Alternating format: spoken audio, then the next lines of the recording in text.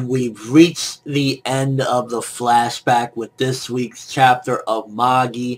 We went through the entirety of the remainder of Almataran, and I fucking love Magi. That Magi greatness time, people. Let's go.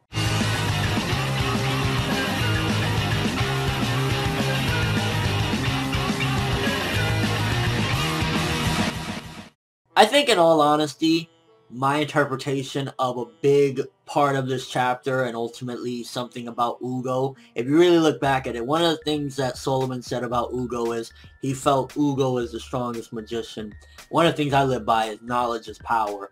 And this man, he thought of all these things to create this new world, all these ideas, all these plans that he came up with, everything that he possibly could conceive, and everything that he did in this chapter was outstanding, and not any normal person can come up with all this stuff, let alone be able to bring it into fruition. So with that being said, I definitely agree with Solomon that Ugo was the strongest magician. He might have not had the muscle, he might have not been the most bravest, I'm manly, whatever, he is a coward at times, but as far as his knowledge game goes, he's the strongest. So the chapter opens up with Ugo deciding to send everyone to the new world, and he already was coming up with the system as he went along and told all the tribes what he wanted to do. And I think he took a lot of the lessons from Almataran as well and decided he was going to learn from history, and he adopted the king system again. He was like, I think we do need a king, because if you look back, one of the big downfalls of Almataran was the moment King Solomon was gone. Once the king was truly gone, and not just, after the fight or whatever, but, that was the downslide as well. But ultimately, when he went into that world and he became a vegetable, that's when things started to go downhill. He really wasn't a king. He was just a figurehead at that point.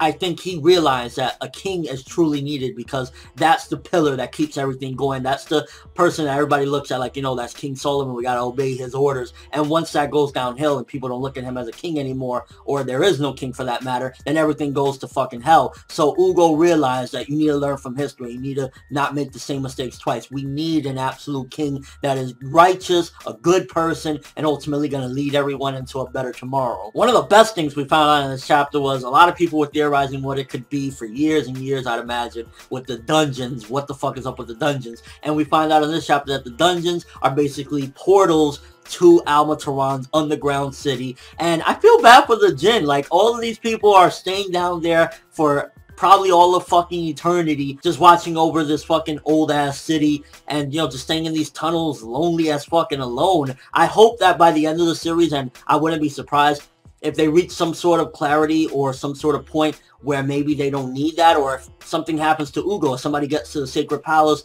and gets rid of Ugo, maybe a lot of these people can go back and not have to be in these underground tunnels, or something can change. Like, I thought of, with all that we found out in this chapter, it would be a really nice treat at the end if Almataran can prosper once again, and maybe a lot of these people, a lot of the Jinn, the Sacred Dragon, a lot of these people can go back to their home world, and they can make Almataran a better world as well. So that way, a lot of these people that they've suffered a lot of damage, they've been through hell, maybe they can go back to Almataran, maybe at some given point. Because I remember in the last chapter, they said it will take a long time, but eventually one day, plants can grow again, a lot of things can prosper once again. So maybe at some given point, people can go back to Almataran. And these poor fucking Jinn that are just sitting in these portal dungeons all this time can once again, live. Now, there was a flaw with Ugo's invention of the king system, the Magi system, where basically a Magi would choose a king, and then a king had to go through, the test of a dungeon, and then the Jinn would find out if this is a good person, should I give this person the power, does this person deserve to be a king? Because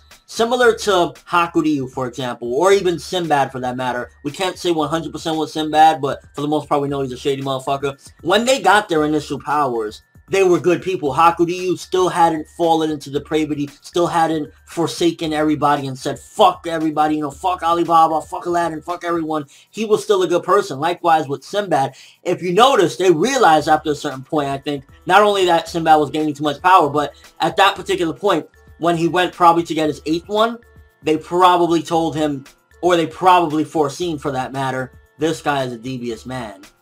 We can't give him any more power. And that was probably the point. Like, after he got his 7th Jinn, I'd imagine that's when he falls into depravity, and that's when the Jinn were like, we ain't giving you no more power. Like, we see what you really are now. So while it was good in theory, ultimately people changed. I think that's one of the calculations that he fucked up on, that people can change. They can get the power now and be a good person now. and tomorrow they could be fucking the next Joker or some shit. And once again, one of the things that I've been fearing is that with Ugo basically staying behind, he's the guardian of the Sacred Palace. And again, I'm pretty sure at this point it's not really that he's creating the world, like they're all a figment of his imagination. I'd imagine it's made. He made it. Like it's all there. It's not just an idea anymore. It is actually there. But if Ugo were to be destroyed, all the systems that he set up at this point would be fucked up, because he's the one right now, he's the guardian of everything. He is governing this system that he set in place. But if somebody comes and gets him, which I don't know if there's a possibility, if one of those Jinn dungeons are leading to him, which I hope not, because if that is the case, then like, you know, we're in serious trouble. Either way, if Ugo perishes, everything goes to hell. And I was glad that, if you look back in retrospect, he was wise. I'll send my body, but my head gotta stay here. And he was like, yeah, you know, I'm not gonna fucking let the whole world go into chaos. So I wish he would have had his body, because at the very least, if somebody came in, he could have done something. Now he's just a fucking lying statue waiting to get fucked up. And things are starting to make more sense regarding Yunnan, because finding out basically that he just cloned the Great Rift in the world, and that the Red Lions are there, basically, you know, the Faunalist, as well as the Origin Dragon. Now, Yunnan is the guardian of all that. And I always thought, what's fucking up with Yunnan? Why does he know so much? And even Sinbad has always wondered, like, what's up with this guy?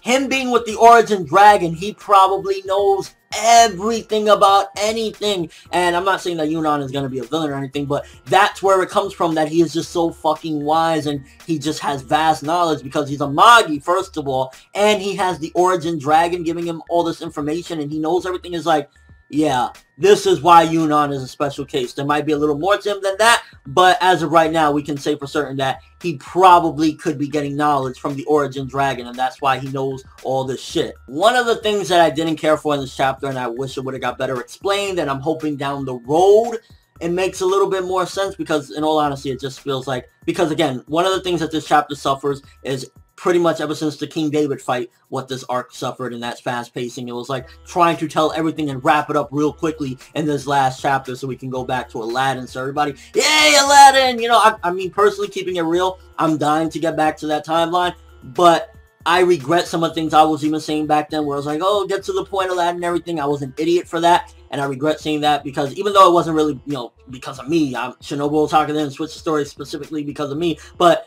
because of people like me that was bitching about the pacing, we have this problem. We should have still been in this arc, maybe right now, getting to King David at this point. And again, you might think of, well, you know, but I want to get back. But sacrificing the pacing of the story was definitely one of the things that kind of made this arc go from, this could have been like a 10 out of 10 to, I'd still say it was a great fucking arc, maybe a 9 or something like that. But that's one of the problems that I felt with this chapter in particular, going into finding out that Altham and they were resurrected after 1,000 years, but now they're like thoughts of the consciousness. It just kind of was like, what the fuck? They're sealed away somewhere, but they return via the consciousness of people, and they're the ones that are starting wars and everything. It's just, how the fuck are they getting out if they're sealed away? How are they coming back? Like, their thoughts, like, does he mean that the Black Rook is bringing them over? Like, that was something that was very unclear and very fast, and I was just like, we should have got a longer explanation of that, or maybe, again, hopefully down the road when we dive more into Gyokuen and who she is, we'll get more of an explanation, because I think what we can safely assume is that those little straw dolls that they have are the reason why they can manifest themselves into actually human beings. Also, they could probably, I'd imagine, take over human bodies, so maybe what happened with Gyokuen was, initially it was just a straw doll of Arba, and Arba couldn't do much in that fucked up body. Maybe she had, like, you know, some wannabe body similar to Ethnon, and she eventually said, I can infect this bitch that looks just like me, or maybe this is the mirror world version of me, and I'm going to take over her. And that's why Gyokuen came and changed out of nowhere. All the consciousness of this eventually infected her. You know, again, that was just something that I was like, it really doesn't make much sense, and it's kind of like, I wish we had a better explanation of it. And I think one of the biggest things that gave them the edge is that they stole Judal. Without Judal, they wouldn't really have a foothold in fucking up the system, but with Judal in their hands, that can, you know, basically make a king and say, this is going to be my king, and the fact that they corrupted him, and he's so fucked up in the mind, which I'm still wondering, could that be the reincarnation, or could that be this mirror world version of Tess? I'm like, it kind of reminds me of him. I mean, I know Tess was supposed to have, I think, red hair, because Phelan had red hair, and like that was the, you know, the family look or whatever, but if that's like the other world of Tess and he's fucked up, that would make things a lot more interesting. But then also it's like, so this was one of Ugo's creations, his Magi soul creation. Not that he created his body, but you know, that's one of his Magi. And he just went absolutely apeshit and beat the living fuck out of him with no thought for, you know, him fucking with Aladdin. Favoritism much? And then getting Aladdin's birth. I was glad they covered up the wee-wee. Did not want to see any of that shit, but we see that basically one of the things that made Aladdin come out of the Sacred Palace a lot sooner was basically he started reading books and looking at life through books. And he's like, why am I trapped in here? Why am I the one that has to go through this? And it's a nice parallel to his mother and even his father, because his father wasn't that too. I think his father had a little bit more of a comfortable lifestyle because he was the son of King David. But his mother, Sheba, she was trapped in that thing and she couldn't live out life. She was there, you know, just giving magic all day, every day.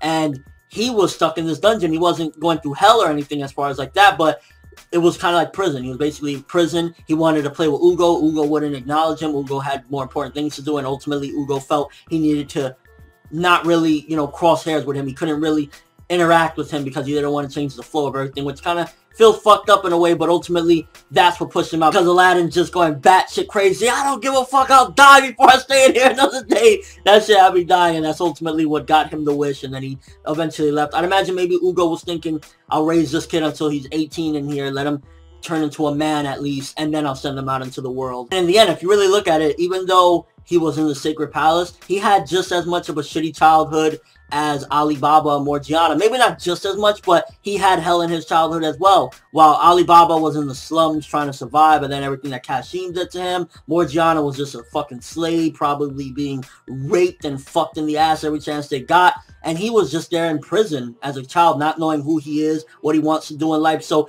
they all had, in one way or another, a bad childhood and really fucked up lives. And then the chapter ends off where we all began, with the wish to basically, you know, be friends. It doesn't say it, but basically to have him as a friend, and that's where it all begins. Overall, great chapter.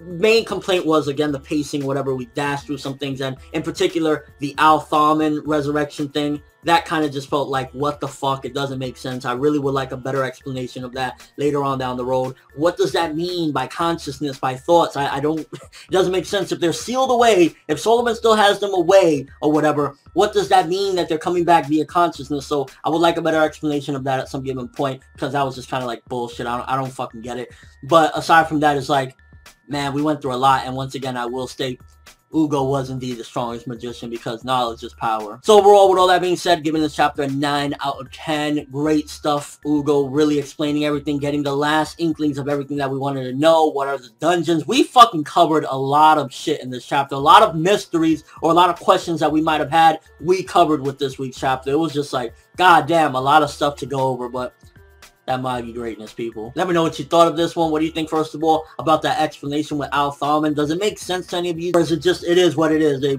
came back via consciousness. What do you think about that? Also, what do you think about any other things that happen in the chapter? The dungeons, Ugo fucking, you know, creating everything. Just your thoughts on this, because so much happened in the chapter, and we found out the last bits that we needed to know regarding the old world Al-Mataran. But that's all I have for this review. Thanks for watching. Hope you enjoyed. If you liked anything I had to say or enjoyed the video, drop me a like. I'd greatly appreciate it. And if you haven't subscribed, if you could do so as well, that would be awesome. I'm Finette World, and as always, people, have an awesome day.